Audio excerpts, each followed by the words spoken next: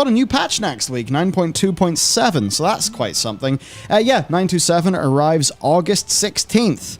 And what does it do, you may ask? Well, basically, auction house update. Okay, commodities are going to be region-wide. That's your gems, herbs, flasks, consumables, etc. Now, items are realm-specific, but commodities are region-wide. So that's one pretty friggin' large change to the economy of World of Warcraft. It's going to be rolling out in like a week and a bit. Well, no, under a week, what am I on about? Then we've actually got that the auction house is returning to the World of Warcraft mobile app. And this is funny because I remember, I think it was early Kata, and I was selling meta gems. You know, the meta gems that go into the prismatic head or the meta gem socket, whatever. You know, meta gems. The meta socket, yeah. In like Kata. They were big. Yeah, they were big, and I used to sell them. And I would, every single morning on my phone, be checking the mobile companion app to do my auctions. It's a funny little thing. But yeah, what's actually happened then is Blizzard have decided to bring the auction house back to the app. So you can browse and view current auctions, bid and buy out. You can search auctions, add, remove items from your favorite list, and then view and cancel your listed auctions. Now, they've said that because they want to do this in a more immediate time frame, they have actually excluded listing items. That is definitely not because they want to do this in a quicker time frame. This is 100% an excuse because they know immediately that shit will be turbo fucking botted. People use the API instead of logging into game to post auctions, and they'll just remove people from the game entirely. Which you did in the past. Yeah, so they're good enough. They're actually saying that and going, nah. I mean, you're not allowed to. This is just the patch notes. There is actually a blue post from them about it, and in that blue post, they did actually talk about the issues present because of how the old implementation of this was architected. So they say they understand that selling items is a much loved part of the old remote auction house, but they want to provide access to many of the features regularly used by people as quickly as possible, with an eye of potential additions in the future. So there's that. We've got a new chat channel for services, essentially, so that comes in. And yeah, you can, well, they say, I mean, this is the thing, right? If you're not interested in those services, you can leave the channel and avoid the noise. Move it to its own chat tab. Interesting. So, interesting indeed. You think this will be enforced? Well, be enforced. That there is a place for services selling and it's not trade chat? So, it should be, this should be very easy to automate. But I can't imagine it will be. I imagine this will make it slightly easier for them and be part of policy. But it probably won't work super well. Probably won't be super handled very well. I doubt it somehow.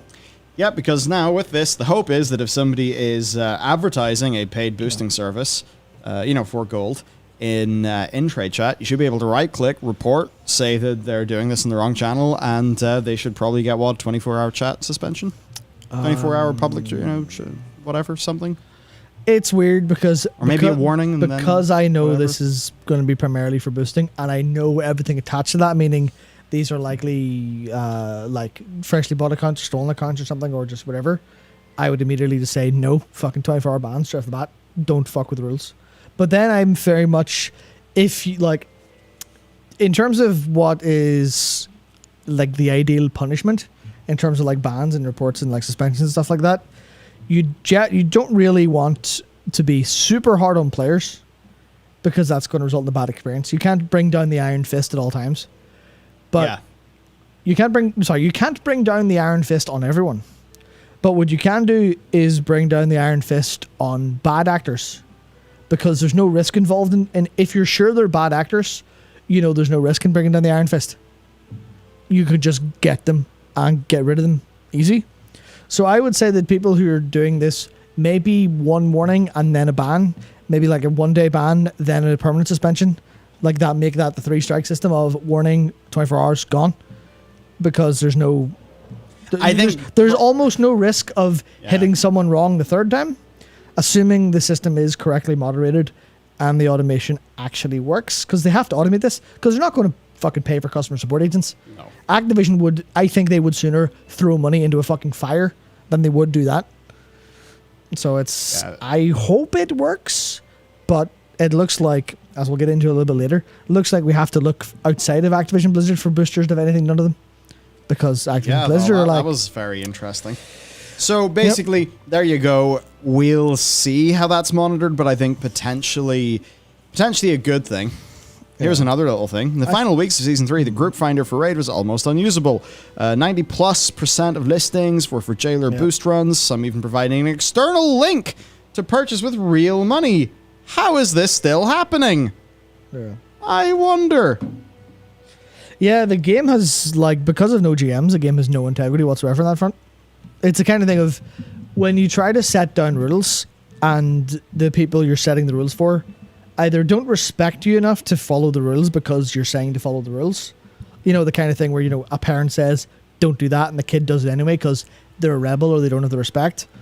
Or in like a school setting where someone can act out because they know all the teacher can do is say, don't do that. Yeah. The teacher cannot actually enforce the rules because, you know, as soon as the teacher goes over and grabs the kid, then that's the parents are in, and it's a whole fucking thing. And the teacher's probably fired. Probably shouldn't be grabbing the kid now. Yeah, but it's like imagine the situation where the kid is violent to another kid. Yeah. And then you go, well, if I grab the kid, this will be a problem, but I have to stop him being violent. You're in like a catch-22 situation there. So it's a kind of similar thing there. Like, if there are no GMs and there's no enforcement, then the rules don't matter. It might as well be, you know, Mad Max territory. But the one thing I do want to say is, the wording of that implies that the services trade chat will be enabled by default. And I think that's the stupidest move. I think that should be a opt-in channel. I think you shouldn't be fucking told about that channel unless someone in-game tells you. Or it's like listed in the manual somewhere. I think that should be, if you're a new player, if you're logging in again, it should just be not there. Unless you go look for it. Maybe in like a loading screen tip or something like that. Hey, type /join trade open bracket services close bracket. And then no one will do it. And the services channel will be dead for people who don't want to engage with it, as opposed to making people turn it off. Because how do you leave a chat channel? A lot of us will know /leave, you know, /leave 4, /leave 5, or go into the chat settings turned off, but people won't do that. Yeah, but then new players won't buy WoW tokens. Nicholas, I'm trying to pretend Blizzard are entirely in good faith engaging here. I'm not cynically trying to get people to buy WoW tokens to the boosting ecosystem. If they are, then that wouldn't explain why they're... No, I suppose it would explain most things, but I how do I put this? If I'm trying to be rational and logical, there's no way the developers are thinking that. There's no way. Because they know everything. They would. I think they begrudgingly let them exist more than anything else. At least I would hope so. I would hope so.